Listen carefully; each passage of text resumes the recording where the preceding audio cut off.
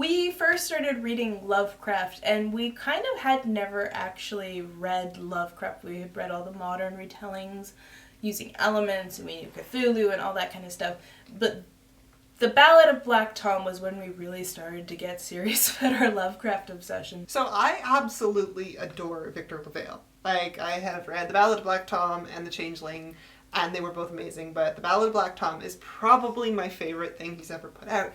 And it is a retelling of H.P. Lovecraft's The Horror of Red Hook. I could go on about the H.P. Lovecraft short story, but that's not the point. We know what Lovecraft is like.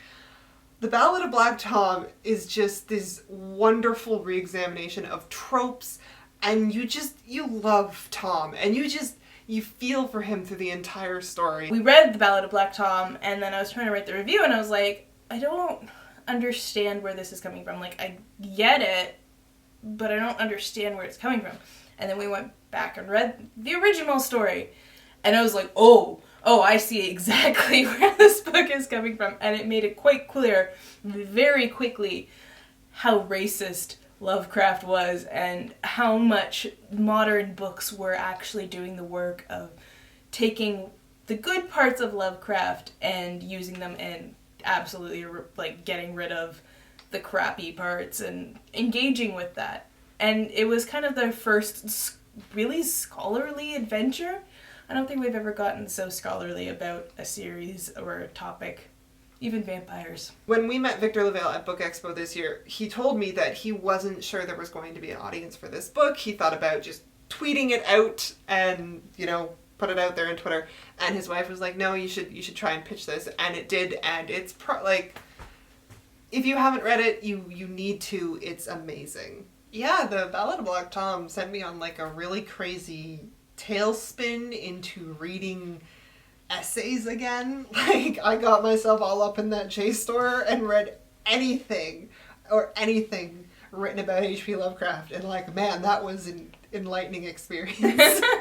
The thing about the Ballad of Black Tom was it kind of opened up that we can do more than just review a book. It was kind of like looking at where the book came from, what it's riffing on, what it's referencing, and how like certain genres and tropes develop over time, because you can only review a book so many times before it's like, I'm saying the same things over and over again, like the characters, the plot, the structure, the writing style, like you almost feel like a broken record after a little bit. We'll be talking about books, and it'll be like, oh, I guess we should talk about character development again, or how many times have we said problematic? Oh no. Don't count. Nobody count. It was kind of fun to change it up a little bit. Yeah.